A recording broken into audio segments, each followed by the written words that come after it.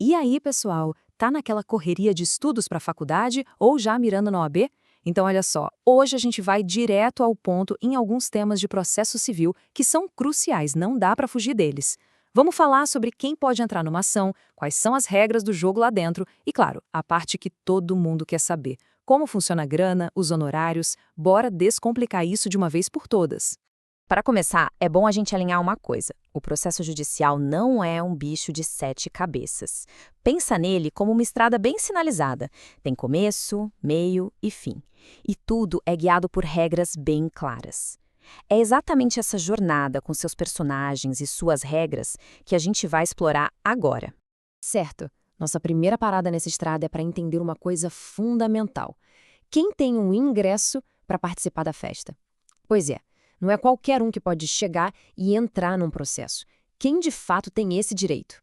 Essa é a pergunta de R$ 1 milhão, né? Ter um problema para resolver é o começo de tudo, claro. Mas a lei, ela exige uns requisitos formais. E a chave para decifrar tudo isso está numa palavrinha mágica: capacidade. E aqui a gente tem um mapa da mina.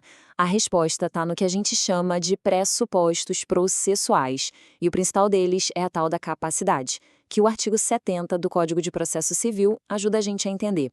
E olha só, ela se divide em 3 tipos. Anota aí, porque isso aqui despenca em prova. Pensa nisso como se fosse uma escadinha. No primeiro degrau está a capacidade de ser parte. É basicamente poder ter direitos e deveres. Quase todo mundo tem. Subindo um degrau, a gente chega na capacidade processual, que é poder exercer esses direitos pessoalmente no processo. E lá no topo está a capacidade postulatória, que é a parte mais técnica, o poder de pedir algo em juízo. E essa geralmente é só para os advogados. Uma coisa leva a outra, mas não são a mesma coisa, ok? Beleza, então a pessoa entrou no processo. E agora? Agora não é a terra de ninguém, não.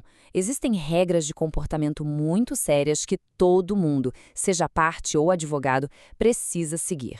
Vamos dar uma olhada na regra de ouro que comanda tudo isso.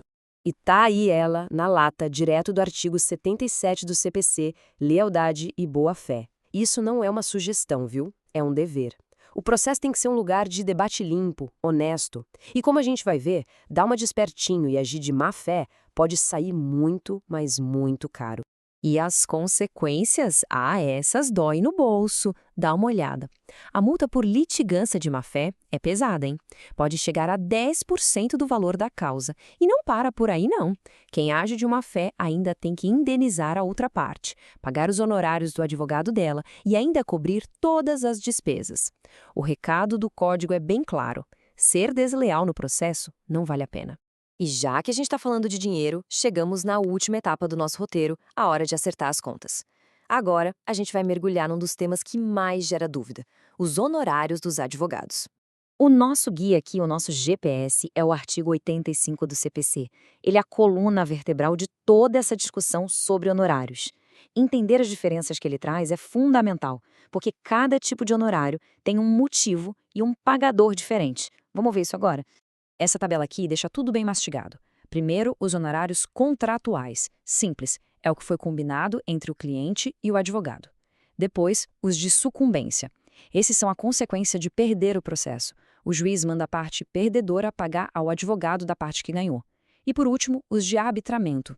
Eles acontecem quando não tem um contrato escrito. Aí o juiz decide um valor justo pelo trabalho do advogado. Agora, atenção! Pega a caneta marca-texto, porque essa é a dica de ouro. É o tipo de detalhe que derruba muita gente boa em prova. Honorários de sucumbência são uma coisa separada. Eles não se misturam com o valor da indenização, por exemplo. É um pagamento à parte, que o perdedor faz direto para o advogado do vencedor. É um prêmio pelo bom trabalho dele. Grava isso. Muito bem, demos uma geral nos pontos principais sobre partes, deveres e honorários. Agora, para ter certeza que o conteúdo fixou na cabeça, bora fazer um teste rápido. Verdadeiro ou falso? Tudo pronto por aí? Vamos lá! Primeira pergunta. Lembra da nossa escadinha das capacidades? Quem está no primeiro degrau já ganha um passe livre para o último? Falso! Exatamente! Ter capacidade de ser parte é o básico. Agora, a capacidade postulatória é técnica. É a ferramenta de trabalho que, na maioria das vezes, só o advogado com OAB tem. Segunda afirmação, falando sobre os deveres, A malandragem no processo tem um custo que aparece no extrato bancário? Verdadeiro, perfeito. A multa por litigância de má-fé é uma das punições mais famosas e tá lá, escritinha no código, para quem desrespeita as regras do artigo 77. Terceira, agora sobre honorários. Quem é que paga a conta dos honorários de sucumbência? Verdadeiro, é isso aí. A sucumbência vem da derrota. Quem perde, paga os honorários do advogado de quem ganhou. Simples assim. Quarta pergunta, sobre os papéis de cada um. Qual é a do juiz no processo? Ele tem um time? Falso, com toda certeza. A base de um processo justo é um juiz imparcial. As partes, autor e réu, cada um defende o seu. O juiz está ali no meio, garantindo o equilíbrio e aplicando a lei para todo mundo igual. E a última do nosso teste, quem é que dá a palavra final no valor dos honorários contratuais? Falso, o nome já entrega, né? Se a contratual vem de um contrato, de um acordo combinado antes entre o cliente e o advogado, o juiz não se mete nisso. E com isso, a gente fecha a nossa revisão. Espero de verdade que esse resumo, que foi todo elaborado pelo Tomás Albuquerque para ajudar nos estudos, tenha sido útil. Se esse material deu uma clareada nas ideias, se ajudou de alguma forma, considere apoiar esse trabalho com uma doação.